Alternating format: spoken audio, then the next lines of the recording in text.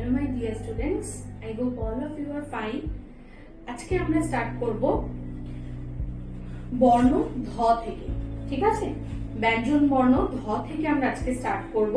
আমরা 3 অক্ষরের শব্দ পড়া শুরু করেছি, তো সেখানে আজকে আমরা স্টার্ট করব ধ দিয়ে কিছু বর্ণ, ঠিক আছে?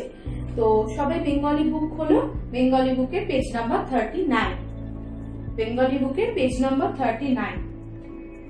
তো আজকে আমরা স্টার্ট করব ব্যঞ্জন বর্ণ ধ দিয়ে। তো ধ দিয়ে দেখি কি কি শব্দ পাওয়া যায়। আচ্ছা, যেরকম তোমরা করো আমি বোর্ডে লিখে দিই, সেই ওয়ার্ডগুলো পেন্সিল দিয়ে মার্কিং করো।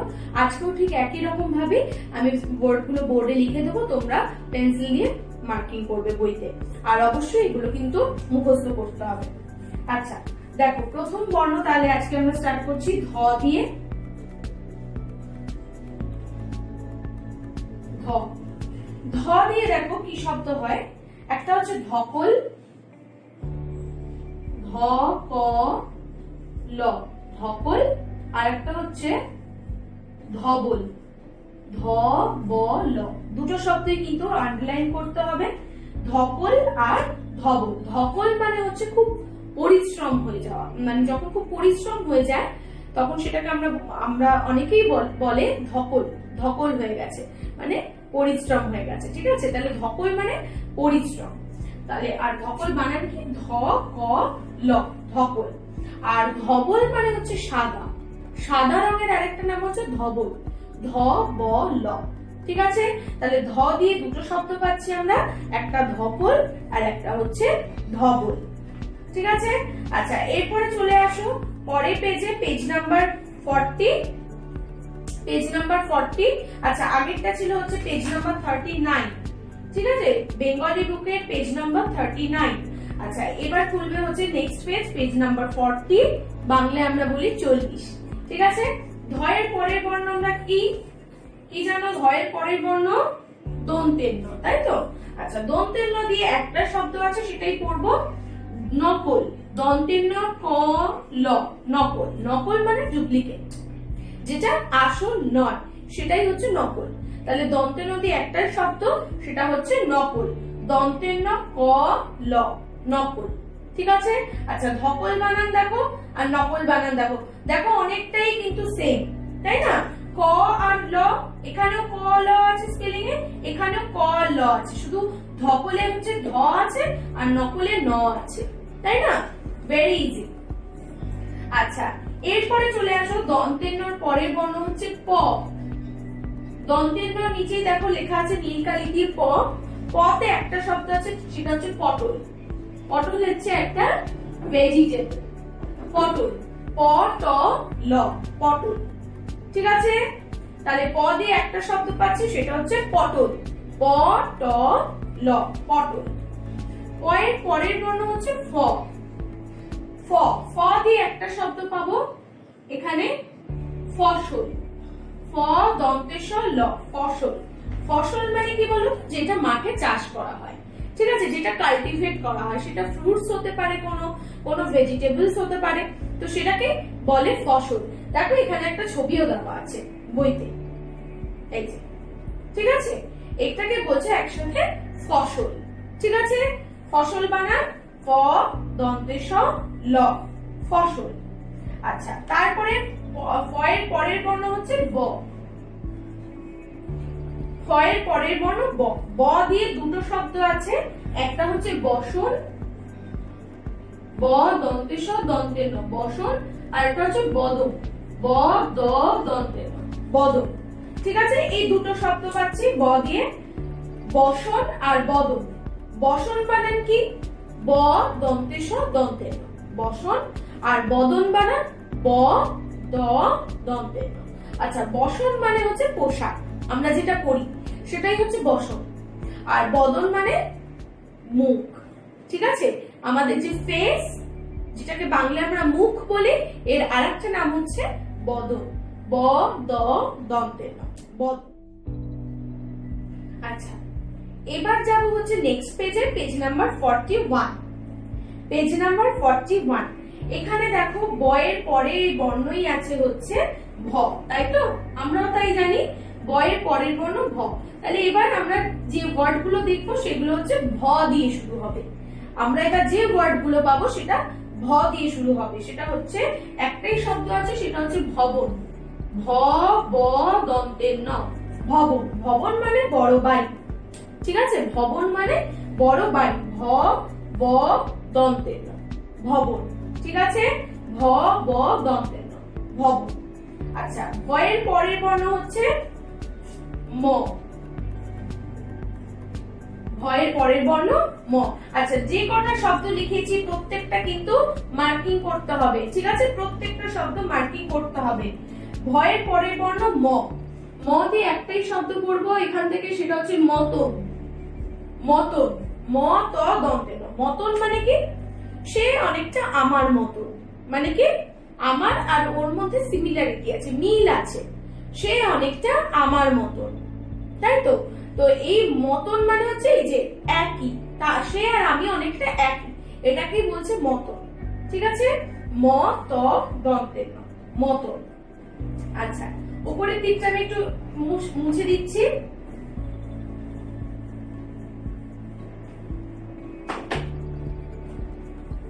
ময়ের পরের বর্ণ হচ্ছে অন্তস্তজ, তাই তো? ময়ের পরের বর্ণ অন্তস্তজ। অন্তস্তজ দিয়ে দুটো শব্দ আছে, একটা হচ্ছে যখন আর একটা হচ্ছে যতন। যত দন্তে, একটা হচ্ছে যখন আর একটা হচ্ছে যতন। যখন মানে কোন একটা সময় বোঝায়, যেমন ধরো আমি এসেছিলাম যখন সে বাড়ি ছিল, ঠিক আছে? এই যে আমি মানে একটা টাইমিং বোঝাচ্ছে, আমি এসেছিলাম যখন সে বাড়ি ছিল। তো এই যে মানে লিংক করার জন্য অনেক সময় যখন কথাটা আমরা খুবই ইউজ করি, বাংলায় আমরা খুবই ইউজ করি যখন, যেটাকে ইংলিশে অনেক সময় when দিয়ে আমরা বলি, সেন্টেন্সে when ইউজ করে আমরা এই যখনটাকে বলি। তো এটাই হচ্ছে যখন, ঠিক আছে? তো বাংলায় আমরা এটাকে খুবই ইউজ করি। আমি স্কুলে গেছিলাম যখন 10টা বাজে, ঠিক আছে? তো এটাই হচ্ছে অ্যাকচুয়ালি যখনের মানে, অ্যাকচুয়ালি কোনো সময় বোঝাতে যখন ইউজ করা হয়, ঠিক আছে? তারপরে হচ্ছে যতন।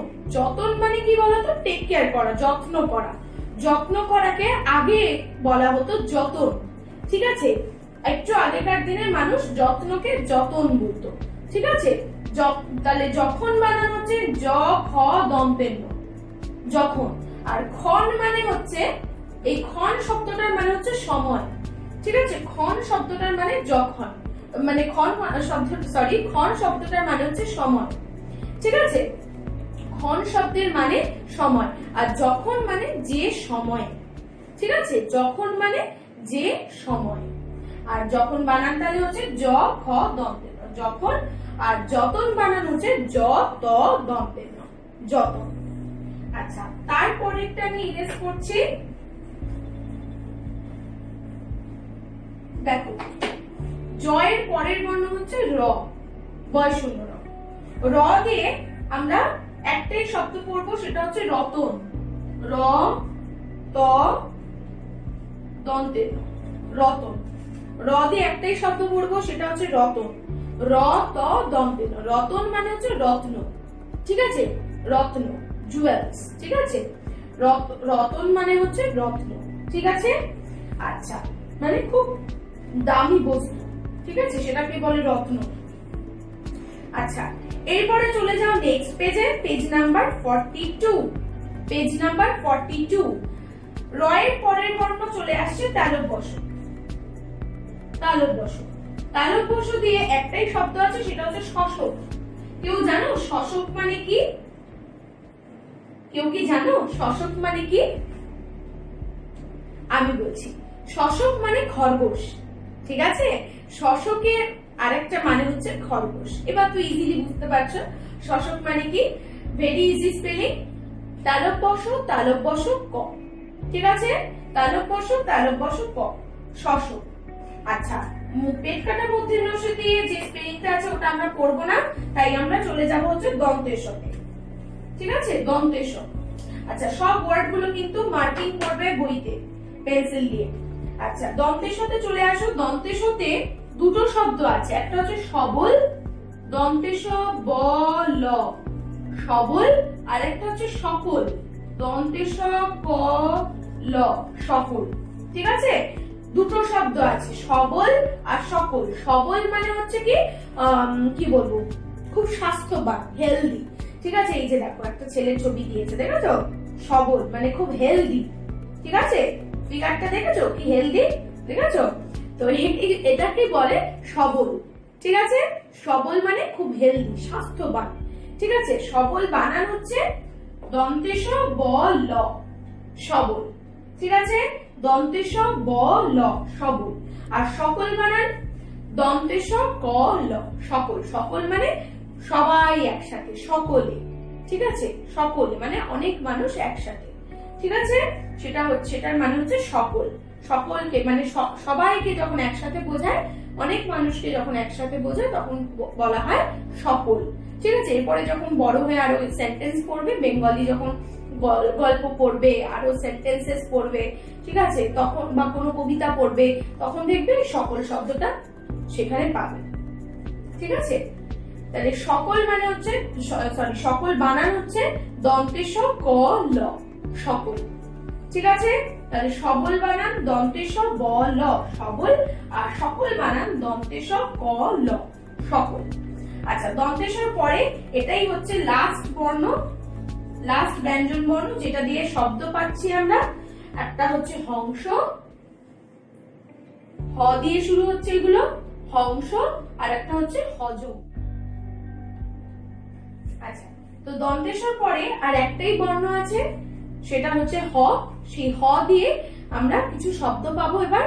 ঠিক আছে, এর পরে যে বর্ণগুলো আছে সেই বর্ণগুলো দিয়ে কোনো শব্দ হয় না, তো সেই কারণে হ অব্দি লাস্ট। ঠিক আছে, হ দিয়ে দুটো শব্দ আছে, একটা হচ্ছে হংস আর একটা হজম। ঠিক আছে, হংস মানে তো হাঁস, জানো। আর হজম মানে এই যে খাবার হজম হওয়া, আমরা খাবার খাই, সেটা হজম হয়। তো সেটাই, আশা করি সবাই হজম জিনিসটা কি সেটা জানো। আচ্ছা, হংস বানান হচ্ছে হ অনুস্বার দন্তে স, হংস। আর হজম বানান হ বর্গে জ ম, হজম। ঠিক আছে, তাহলে এই হলো 3 অক্ষরের শব্দ। আজকে আমরা শেষ করলাম 3 অক্ষরের শব্দ। আশা করি সবাই বুঝতে পেরেছো। এই শব্দগুলো সবাই বইতে মার্কিং করে নাও, বাড়িতে খুব ভালো করে মুখস্থ করো। নতুন পড়ার সাথে সাথে পুরনো পড়াগুলো ভালো করে রিভাইজ করতে থাকো। ঠিক আছে, আর প্রোনাউন্সিয়েশনটা যাতে ভালোভাবে হয় সেটা কিন্তু খেয়াল রাখতে হবে। Okay students, that's for today. Stay safe, bye bye, thank you.